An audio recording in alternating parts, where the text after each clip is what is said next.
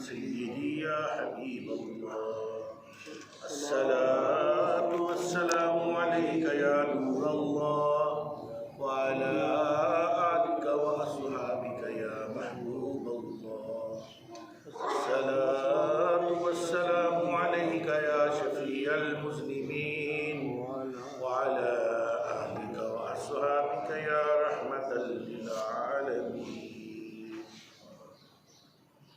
या बनी इसराइल, ए औलादे याकूब,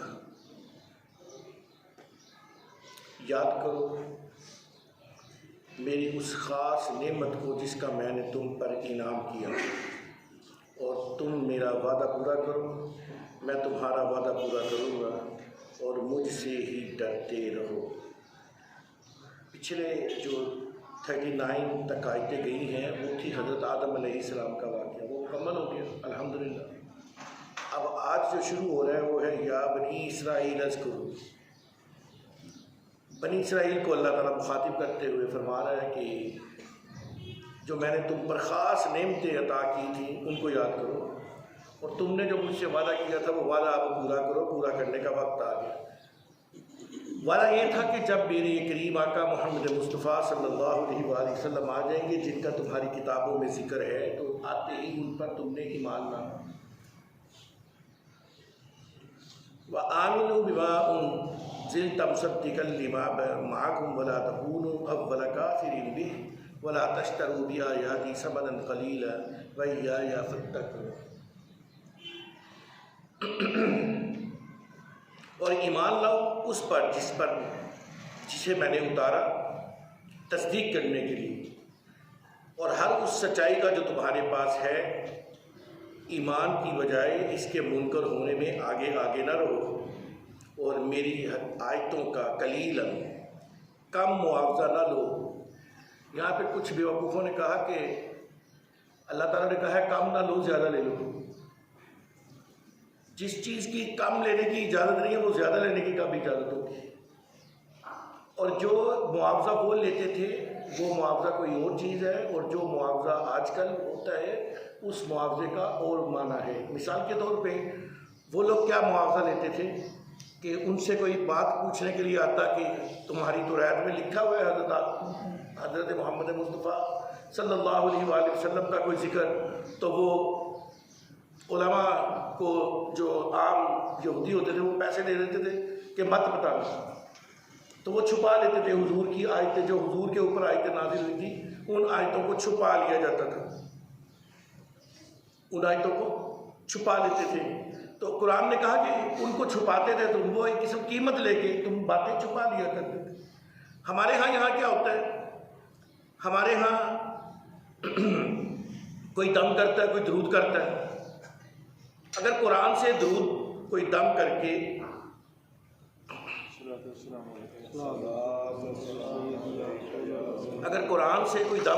दरूद करके कोई किसी को पैसे दे दे तो इसका कोई, क्योंकि उसने कुरान पढ़ा है, कुरान पढ़ के उसने एक कोई ये नहीं गलत बात नहीं की है, एक दम किया है बस। और इसका ये सबूत ये हदीस है, बुखारी की रवायत है, मेरे और आपके करीम आका मोहम्मद मुस्तफ़ा सल्लल्लाहु अलैहि वसल्लम का फरमान निशान है, और रावी हैं हज़रत इब्न अब्बास रज़ियल्लाहु ताला। जिन चीज़ों पर तुम अजर लेते हो इनमें अजर की सबसे ज़्यादा हकदार अल्लाह की किताब है। और वो भी हदीस ज़हन में रखिए, जब मुसलमानों की एक टीम सहाबा की एक टीम किसी इलाके में गई तो वहाँ पे उन्होंने सरदार के काटने को, जब सांप काट गया सरदार को तो उन्होंने उसका इलाज किया, सूरह फातिहा पढ़ के दम की, तो शर्त रखी कि हम आपसे बकरियां लेंगे। तो उनसे 30 बकरियां ली।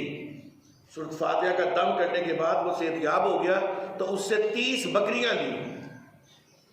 मामला हुजूर की बारगाह में पेश हो गया। कुछ सहाबा ने कहा हमने भी लेना, ये कुरान के ऊपर अजर होगा, और कुछ ने कहा कि इसका हुक्म है, और फिर वैसे भी ये काफिर है और इन्होंने पहले हमें धुतकारा था, इनसे लाजमी लेनी है। मामला हुजूर की बारगाह में आया, आपने फरमाया कि मेरा हिस्सा निकाल के बाकी आपस में बांट लो। अगर गलत होता तो हुजूर कभी ना फरमाते कि मेरा हिस्सा ना निकाल, मेरा हिस्सा निकाल। आप तो आए ही हक और बातिल को जुदा जुदा करने के लिए। तो ये कैसे हो सकता है कि वो बकरियां गलत होती हैं और आप कहते हैं कि मेरा हिस्सा भी निकालो और बाकी बांट लो। आप कहते हैं वापस करके आओ, जैसे मर्जी वापस करके आओ। खैर,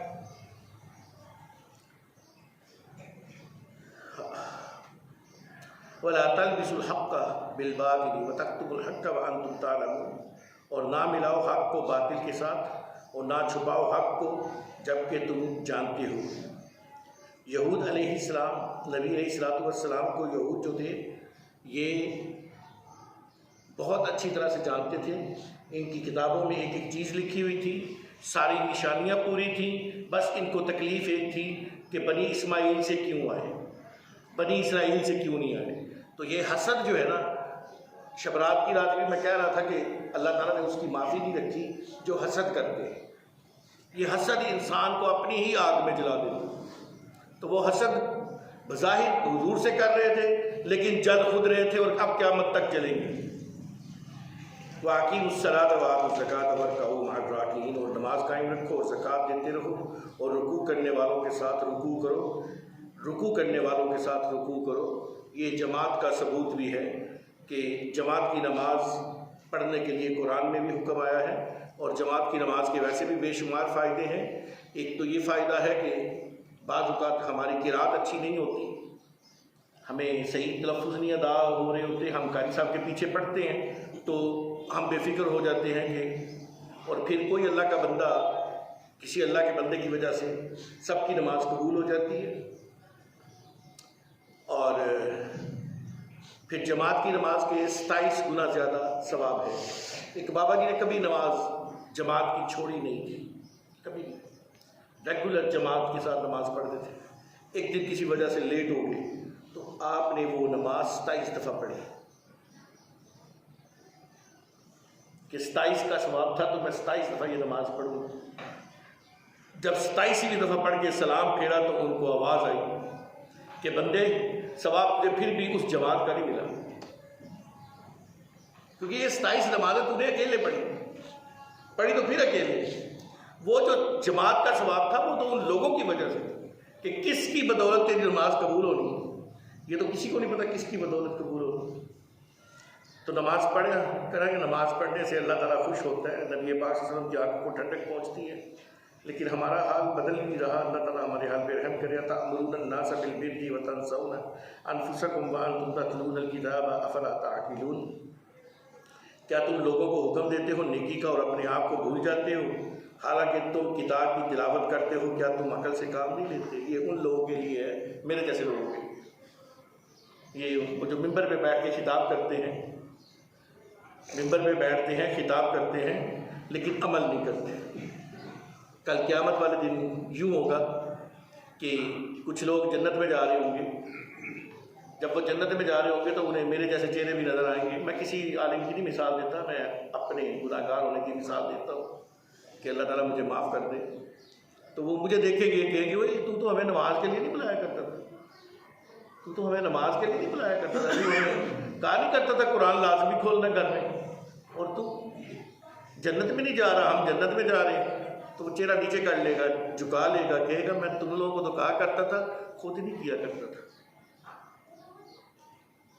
बहुत सारे ऐसे लोग हैं जो लोगों को कहते हैं यार नमाज पढ़ें, लेकिन खुद नहीं पढ़ते। लोगों को कहते हैं कुरान पढ़ें, खुद नहीं पढ़ते। लोगों को कहते हैं नेकी का काम करें, खुद नहीं करते। तो कुलो फेत में तदाद नहीं होना चाहिए। और फिर जो मिंबर रसूल पे बैठ गए उसका बहुत बड़ा मनसब हो जाता है। मेरे उस्ताद फरमाया करते थे कि सारी दुनिया की तख्त एक तरफ और हुजूर का मिंबर एक तरफ, इसके ऊपर बैठना बहुत बड़ी सआदत है।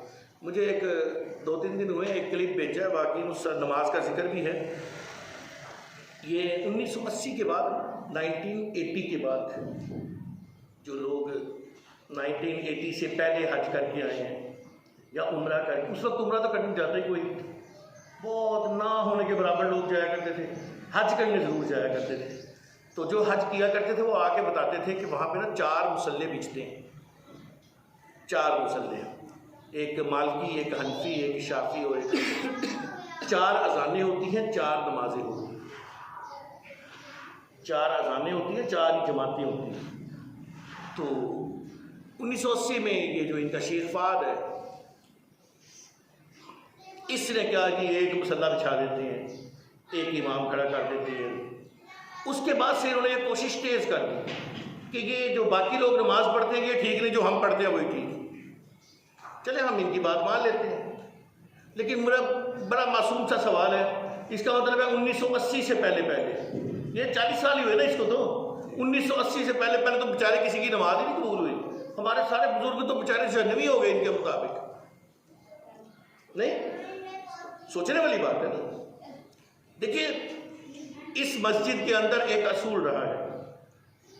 बाबा गुलाम यकूब साहब थे, अल्लाह ताला उनकी कब्र पर करोड़ों करोड़ों रहमत नाज़िल फरमाए। उन्होंने भी कभी इस चीज़ को नहीं फील किया था। वो कहते थे यार जो मर्जी आके नमाज पढ़े, हमें कोई फर्क नहीं। और मेरा भी यही तरीक़ाकार है। मेरा अपना एक हो सकता है गलत हो, क्योंकि जो मेरा है वो गलत भी हो सकता है, लेकिन जो कुरान और हदीस है वो नहीं गलत हो सकते। जब मैं कहूँगा ना ये मेरा है, तो उसको परफेक्ट नहीं होना, वो गलती हो सकती है। अहले तशरीह आते हैं, वो अपनी भी नमाज पढ़ते हैं, जमात से भी पढ़ते हैं। कुछ लोग अहले तशरीह सुबह फजर की नमाज कारी साहब की नमाज पढ़ने से पहले पढ़ के चले जाते हैं। हमने कभी नहीं उन्हें रोका, बुलाया, ओए इधर आओ, तुमने कारी साहब के साथ नमाज क्यों नहीं पढ़ी? भाई नमाज बंदे का और अल्लाह का अपना साथ, ये हकूक अल्लाह में है। हमें नहीं हक बनता कि हम किसी की नमाज के ऊपर मजाक उड़ाएं। मुझे एक बच्चे ने क्लिप भेजा, उस क्लिप के अंदर एक मौलवी साहब कह रहे थे जी जिन्नियां भी नमाज पढ़ते हैं सारे गलत हैं, मैं चैलेंज कर रहा हूँ। तो मैं अब उस मौलवी साहब को क्या कहूँ। फिर जमघटा इकट्ठा हुआ है, वो स्पीकर के ऊपर लगा हुआ है और वो हनफी नमाज का मजाक उड़ा रहा है। आप लोगों को खिताब कर रहे हैं, खिताब के दौरान आप बंदरों जैसी हरकतें कर रहे हैं। और मुझे हुजूर की फौरन हदीस याद आ गई। मेरे करीम आका मोहम्मद मुस्तफ़ा सल्लल्लाहु अलैहि वसल्लम ने फरमाया, कुर्बे क़यामत में मिंबरों के ऊपर बंदर नाचेंगे। आप अगर उस क्लिप को देखें बिल्कुल न्यूट्रल हो गए, आप पहले हदीस है, देवबंद है, तशरीह है, अहले सुन्नत जो भी है वो एक तरफ रख दीजिए। लेकिन आप हुजूर के नाम लेने वाले तो है ना, चाहे आप किसी भी चीज से ताल्लुक, तो आप जरा एक तरफ रख के वो क्लिप देखिए कि एक बंदा तकरीर कर रहा है, वो मजाक उड़ा रहा है, पीछे से लोग हा हा हा हा हा ऊंची ऊंची टैके लगा रहे हैं। आप तो उस महफिल का तकद्दुस पामाल कर रहे हैं और आप उसका मजाक उड़ा के, मजाक किसका उड़ाया जा रहा है? अगर बुखारी में तरीका ये नहीं है तो तिरमिज़ी भी तो ये तरीका लिखा है जो तरीका हम पढ़ते हैं। आपके नजदीक बुखारी है और आप बुखारी को भी पूरी नहीं मानते। जब हम बुखारी को पकड़ते हैं आप चीखें मारते हैं, जब हम बुखारी पकड़ते हैं तो आपकी चीखें निकल जाती हैं। वो ये हदीस कहां से आ गई, वो ये हदीस कहां से आ गई। फिर ये पूछते हैं एक दूसरे से और बोल इसलिए नहीं सकते कि हम जुबानी पढ़ते नहीं, हम देख के पढ़ते, कसर ही कोई नहीं छोड़ते। तो नमाज गौर से सुन लीजिए, किसी की नमाज का मजाक नहीं उड़ाना, चाहे कोई भी हो। बच्चा आप देखें, मेरे ख्याल में मेरी मस्जिद में यह ऐलान होता है कि बच्चे को पीछे नहीं करना। उसकी वजह क्या है? हजरत इब्ने अब्बास, जिनसे भी मैंने रवायत की है, ये नबी अलैहिस्सलातु वस्सलाम के साथ रात को सोए हुए हैं। नबी अलैहिस्सलातु वस्सलाम उठे हैं, आपने वुजू फरमाया, वुजू फरमा के आपने तहज्जुद के नफल लिए। आप कहते हैं मैं भी उठा, मैंने भी हुजूर के साथ आके पढ़ा। मैं बाएं तरफ खड़ा हो गया। जब दो बंदों की जमात हो तो दूसरा बंदा दाएं तरफ खड़ा होता है। तो आप कहते हैं हुजूर ने मुझे ऐसे करके खींच के ना तो दाएं तरफ खड़ा कर दिया। अगर बच्चे की नमाज नहीं होती तो हुजूर ने, जमात नहीं होती तो हुजूर ने बच्चे को दाएं तरफ क्यों खड़ा किया? हम तो बच्चों की नमाज के भी कायल हैं भाई, कि जो बच्चा नमाज पढ़ता है 10 साल तक जो बच्चा नमाज पढ़ता है उसका सवाब उसके माँ बाप को मिलता है। तो वो माँ बाप खुशकिस्मत है जो अपने बच्चों को लेके आते हैं। 7 से लेकर 7 साल तक तो कोई पाबंदी नहीं है, 7 साल का छोटा बच्चा लाया भी ना करे, लेकिन जो ही 8 साल का बच्चा हो वो पोटी पेशाब का बताता है तो उसको साथ लाएं, उससे कहे बेटा जब पेशाब आए, पोटी आए तो हमें बताएं, हम तुम्हें उसी वक्त बाथरूम में लेके जाएंगे। लेकिन साथ जब वो नमाज आपके पढ़ेगा तो उसका सवाब उस बच्चे को नहीं मिल रहा, आपको मिल रहा। तो बच्चों की भी नमाज जो है उसका भी मजाक नहीं उड़ाना चाहिए। कुजा आप अल्लाह के वलियों का मजाक उड़ा रहे हैं। वली तो सारे हनफियों में से गुजरे हैं, बहुत शादो नाज ही किसी दूसरे उलमा में से गुजरे, दूसरे मसलकों से गुजरे, अहले सुन्नत से वली गुजरे हैं ज़्यादा। आप अपने अंदर से कोई वली तो पहले दिखाएं। हम सब वली, फिर उसका जवाब पता क्या देंगे, हम सब वली हैं। इन्होंने खुद फैसला कर लिया हम सब वली। फैसला आवाम करती है कौन वली है। फैसला मैं या आप करने वाले अपने लिए, मैं कहूँ मैं वली हूँ, आप कहें आप वली हैं। अपने आप को तो हर कोई कहेगा मैं वली हूँ।